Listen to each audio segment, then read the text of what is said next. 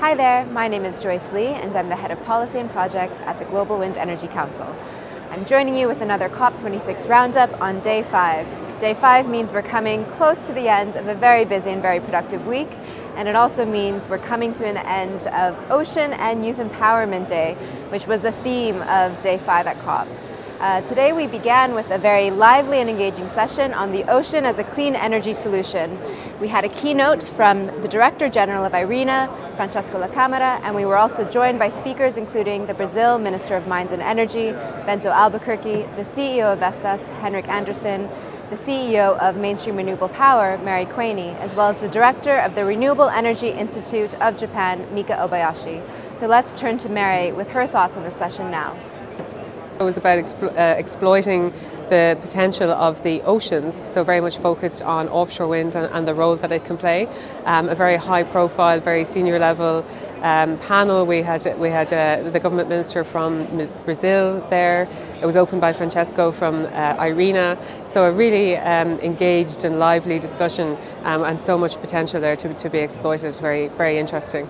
After our morning session, GWEC co-hosted an event with the IOC UNESCO as well as the UN Global Compact to mark the launch of a climate-smart marine spatial planning roadmap which can steer the expansion of the offshore wind sector in a sustainable way. We were joined by Sturla Henriksen, the Ocean Lead of the UN Global Compact, as well as Julien Barbier of the IOC UNESCO. The session touched on different points around marine spatial planning, including how the offshore wind industry can coexist harmoniously with other ocean users. So let's turn to UNESCO's ocean expert, Alison Clausen, with her thoughts on that session.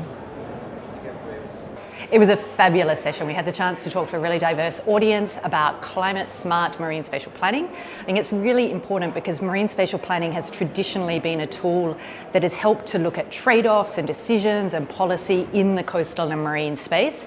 But of course, that coastal and marine space is now changing because of climate change, and everything is becoming dynamic and we need new ways of doing things. And this whole discussion around climate-smart MSP is really important because it also highlights how you can be more forward-looking and start building in climate solutions for mitigation or climate solutions for adaptation when you start the marine spatial planning process. So, as the week drew to a close, the crowds on the COP26 floor began to ease, but the Wind Pavilion was as busy as ever. We had delegates visit from IRENA as well as the UN Global Compact, and we also had many government delegations come through to meet with us and learn more about the potential of wind energy in their country, including delegates from Sri Lanka, the Philippines, as well as South Africa.